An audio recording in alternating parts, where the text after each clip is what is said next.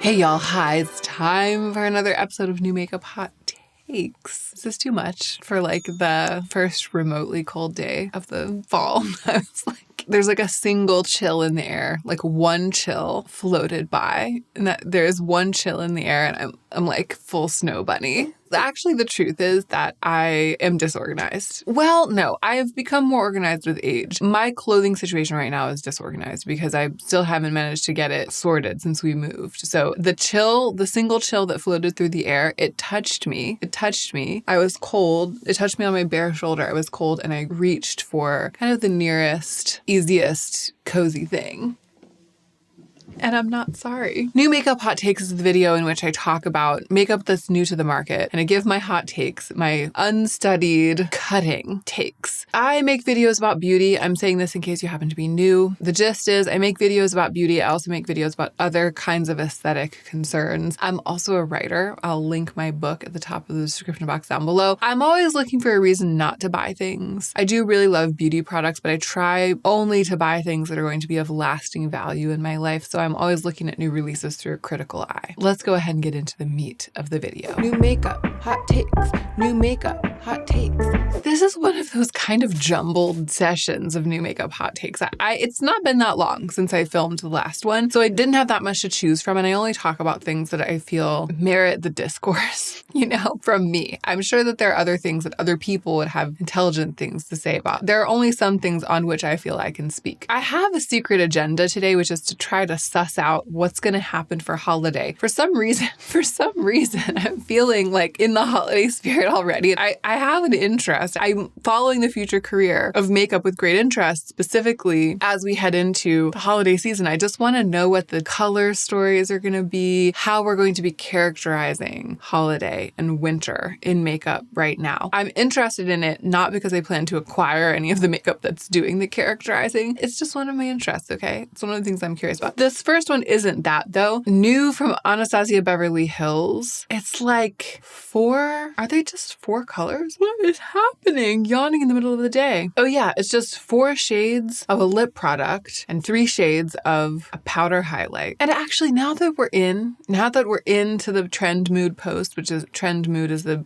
Instagram account that posts about new makeup, and I usually reference it for images and stuff. Now that we're in, my tune is changing because here's what happened. I saw it. I did something ill-advised, which is that I scrolled down to see the first comment. The first comment is, it's giving 2016 drop. A hot take if I ever saw one. I feel like that is literally what I said about the last ABH release that I talked about on New Makeup Hot Takes. I'm constantly accusing things of seeming like they're being released in 2016. When you look at the first picture here, 4 grayish mauve shades, 4 iterations of like Maybelline Gone Greige in a liquid lip. It is kind of giving 2016, but color-wise, I really love that. Like I look at all 4 of these and I'm like, I don't even wear liquid lipstick and I want them because the colors look so amazing. I just like this color category and the fact that there are 4 iterations of it. It looks amazing. Powder highlight, no. But I wanted to comment on it just based on how Gone Greige. Anastasia Beverly Hills has Gone Greige. I'm so here for that. Scrolling through, no. Blackberry is pink. Hush Rose is light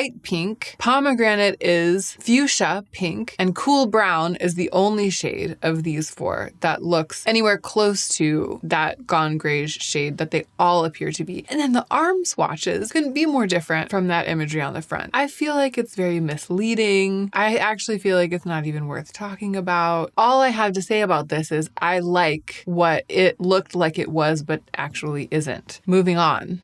Okay. Here's my hot take is in the form of a question. What were they trying to do here? This is the Bottega Veneta, which I realize I actually don't know how to pronounce. I should look it up. Bottega Veneta. I was pretty close. Bottega Veneta. Bottega Veneta. Do you hear this? Bottega Veneta. Bottega Veneta. Bottega Veneta. Bottega Veneta. Bottega Veneta. Bottega Veneta. Bottega Veneta.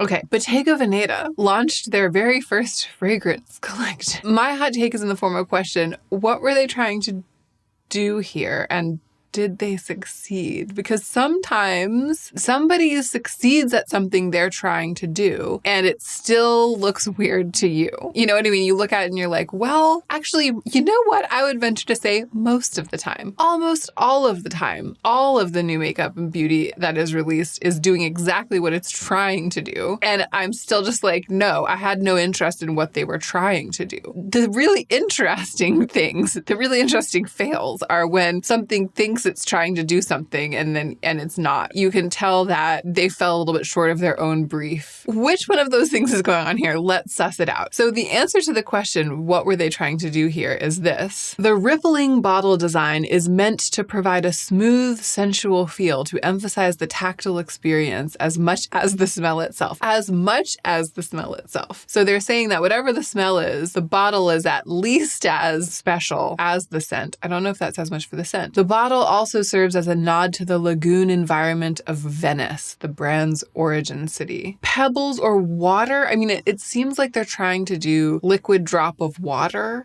/ pebble for the bottle shape. They just look suspect. They look like something went wrong. And they look like bodily fluid a little bit. Like, I guess they're trying to give water, but they're yellow. Like, it's all yellow, shades of yellow, sort of serving alien stool. Something that came out of an orifice and then solidified is kind of what it's giving me. Each bottle also contains distinct air bubbles to recreate the mouth-blown aesthetic, just like the glass blowing technique. Each bottle sits on a base of green marble, signature to Venetian architecture. So they do have, it's like everything that is here is there for a reason, but the whole is much more than the sum of its parts, and it's in like a direction that I think that they didn't mean to go.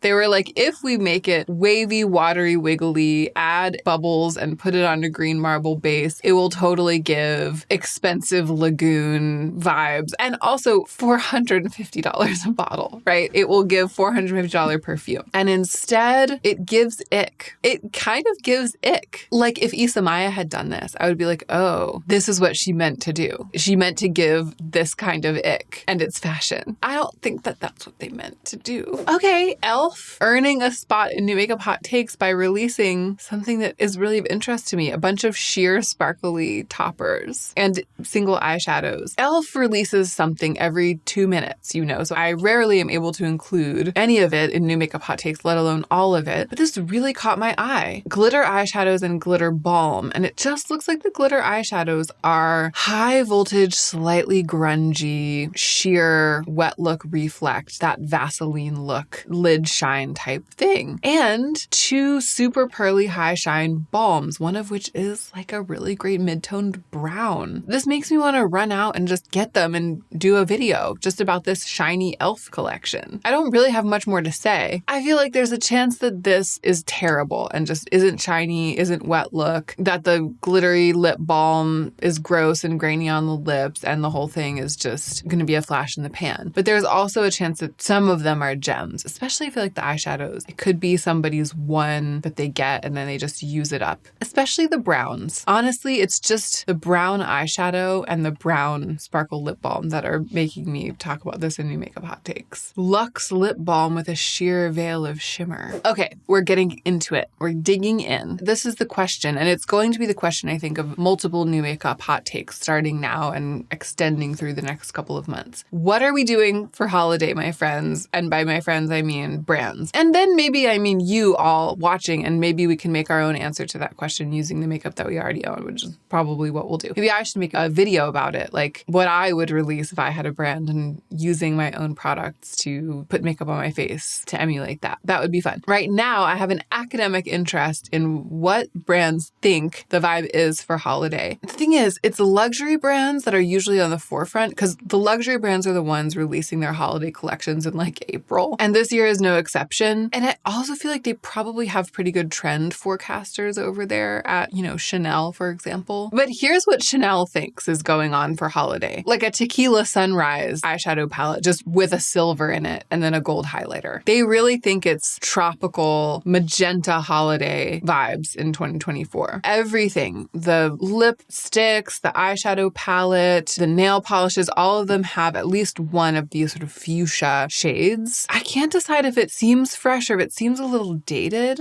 but then fresh fresh again because of that. It is surprising me. It feels fresher than, I think it was the Givenchy palette that had the strong pop of blue in it that I looked at in the last New Makeup Hot Takes that was claiming to be a holiday release. I still feel like this isn't the answer. I still feel like this is a wild swing and a miss at holiday by Chanel. I don't think that this is what we're going to be seeing from everyone, because I feel like if we were going to see, well, maybe they think Barbie is still continuing. I am not talking about it, but I did see that Patrick Ta is releasing a Barbie collection. So maybe the trend forecasters think that we're going to have a resurgence of Barbie vibes for the holiday season. Maybe that's why this happened. This is literally called Chanel Winter Tale, but it's like, let's wear summer colors in winter.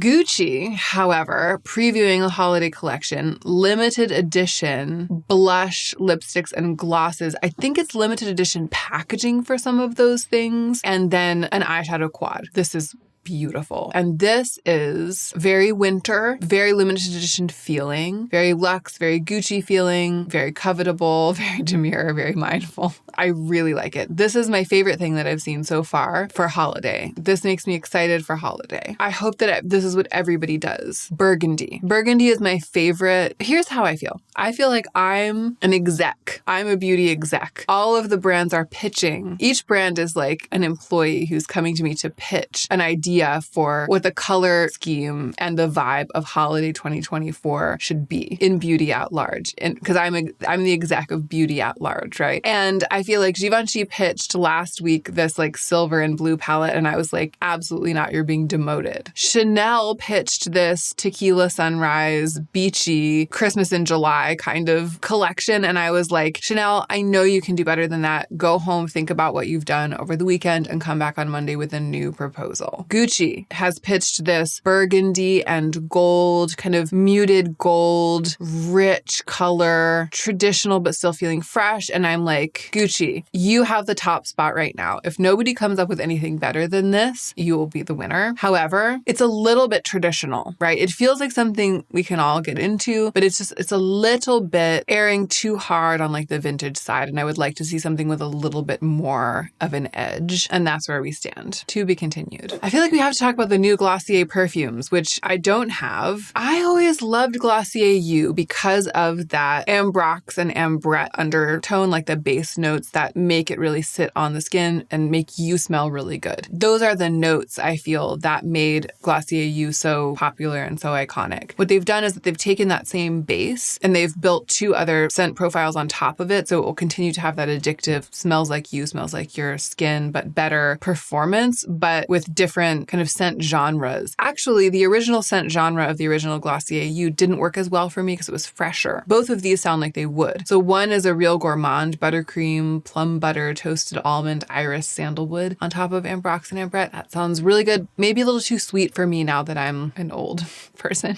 Now that I'm mature, now that I'm a mature mother of one, okay, I feel like it might be a little bit too vanilla for me. The other one though, violet, Palo Santo, frankincense, and myrrh. I want to smell it. I'm just here to say I want to smell it. That's my hot take on these. I want to smell them. Have you smelled them? Tell me what you think. Okay, I can't not talk about the Pat McGrath holiday collections, even though I say the same thing every year, which is that a lot of people feel like the eyeshadows aren't quite the same. I kind of agree, since I bought that quad. One year I bought a quad from a Pat McGrath holiday collection. The eyeshadows are really beautiful. The colors are really beautiful. There's a lot of pigment. The metallics do have a little bit of a dustier blend out. Like, it's just not quite the same as that super intense, creamy, ultra glittery, like packed with absolutely crazy sparkle. It's just, I understand why people say that they think it's not quite the same. There's still beautiful eyeshadows and they're still very high performing. Incredibly alluring. I guess Pat McGrath is kind of, if this is really the holiday, this is holidays 2024. It is kind of giving the Chanel quad. I mean, Chanel was a little more one-dimensional in terms of the feeling of the color story. These shades in the big palette, that offers a lot, and there's a lot that you could do with that that's a little more neutral and traditional traditional, and then you could really go off. And the blue is there as well. So maybe it is going to be like bright jewel tones, like a bright jewel toned Christmas. And you know, blue, that kind of sparkly cobalt blue, that's not my favorite color for eyeshadow. Bright magenta, also not my favorite for anything, you know, so that's part of why I'm like, try again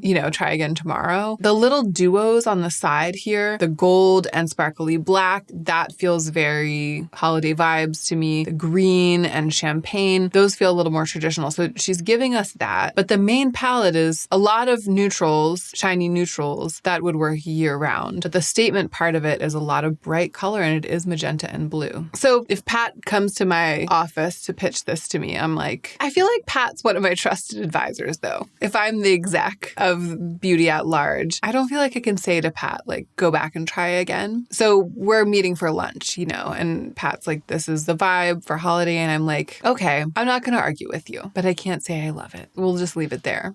Summer Fridays lip balm. This is just such beautiful advertising. I know that it's not new, but I have become more hyper aware lately of the like espresso martini filter photography and makeup advertising. And it's really hitting for me right now. Hot chocolate haze. This makes me want it. And the thing is, I did have this product one time. I had the original brown that they had made, and it was a little too orange. And this looks like it's much milkier and more neutral of a brown. I liked it. I liked the other Summer Fridays. Oh, iced coffee. Is that what it was? No, I don't think it was called iced coffee. I think it was even longer ago than that. Anyway, I have plenty of lip balms right now because of that lip balm tournament that I did. So I'm not going to buy this. I'm not even considering it. But it did make me want to talk about it because it's so pretty. And lastly, I have to talk about the Danessa Myricks Lightwork 6 palette. It kind of fell between. I think it got announced right after I filmed the other new makeup hot takes. So now I'm filming this one and it's somewhat old news. But a lot of people have asked for my opinion, including some of my friends. It's like been a hot topic of conversation. Speaking of hot, I was starting to get hot. Okay. The Lightwork 6 is this rainbow palette packed full of really beautiful, and it seems like those super high voltage, multi-dimensional Danessa Myricks shades. Fine. But the thing that makes it intriguing is that you can take the eyeshadows out. They're like singles that magnetize in, but it's produced in a very high-end way. Like they're not regular, just single shadows. They all fit together, and then the palette comes with this little tin so that you can either build your own color story in the little tin, or you can take each of the smaller palettes within the larger palette. You can take each one with you just as a small palette if you want to. When I first saw that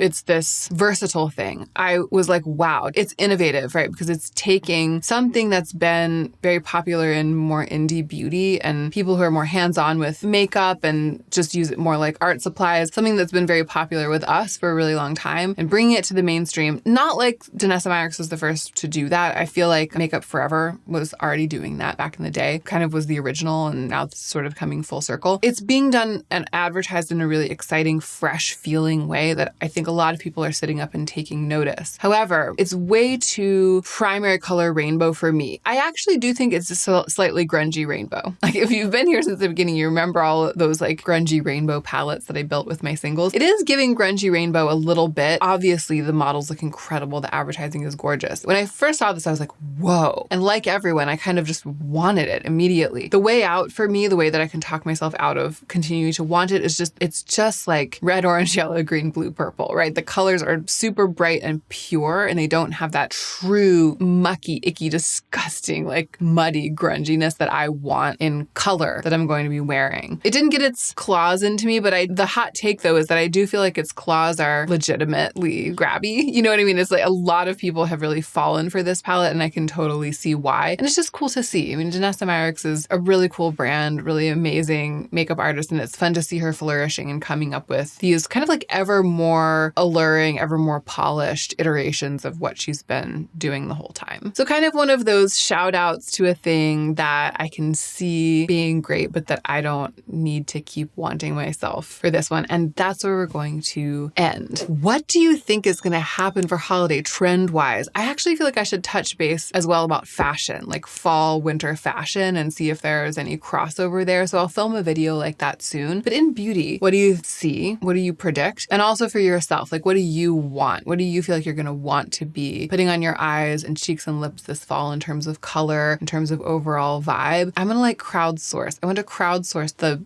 fall, winter makeup trend vibe from you, and then like maybe make some content about that. So let me know in the comments down below. Thanks for watching New Makeup Hot Takes. And don't forget to take extra good care of yourself so that you can be the most effective version of yourself as you do your work in the world.